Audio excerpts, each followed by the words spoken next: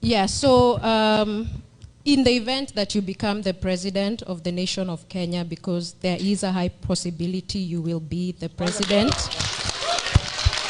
Yeah. And given the atrocities that Ruto has done, how will you hold President Ruto and his out of office and the complicit politicians and police officers accountable for over 94 deaths that have occurred at the protests that have occurred since last year and now? We want to see him jailed. That's what we want. We want all of them held accountable.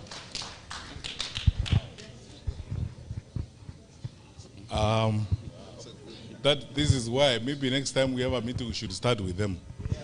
Yeah. So that, first and foremost on this matter, I believe very strongly, by the way, in accountability.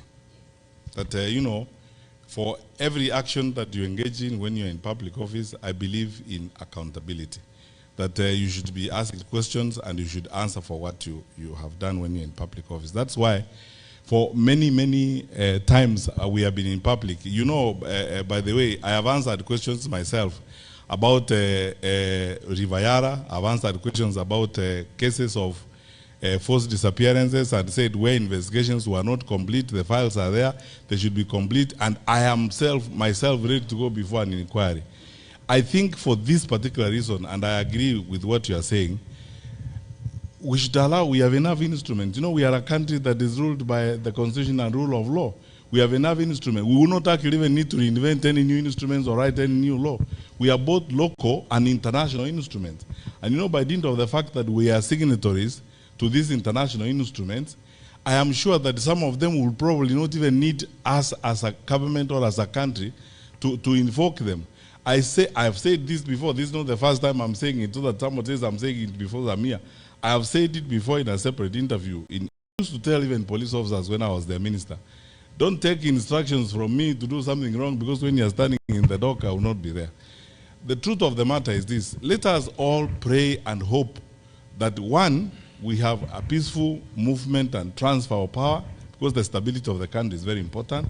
And two, when that happens, I promise you, that I will not depart from the line of accountability according to the law and according to what's happening.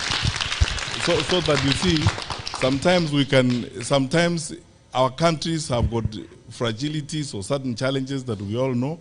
If you politicize certain things, you can end up plunging the country into a chaotic situation. But if you stay on the path of the law, you are always better off if you stay on the path of the law, and the law assists you.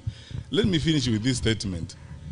The former head of public service, Mr. Francis Mudaura, when I was in government, we used to have challenges of one kind or the other. So I used to like consulting these wazes, sit down with the Mudaura. And Mudaura told me one thing that I will never ever forget.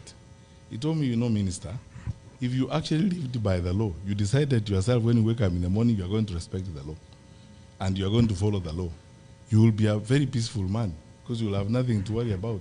Because the law makes it easier for everybody, for those who are aggrieved, for those who have been accused, to do the right thing. So I think my view is, let us pray, even as we part, let us pray that we have a peaceful arrangement, and through that, we ensure that the law and the constitution we have in place, which is strong enough, comes into play. I will not betray the constitution. That's my promise.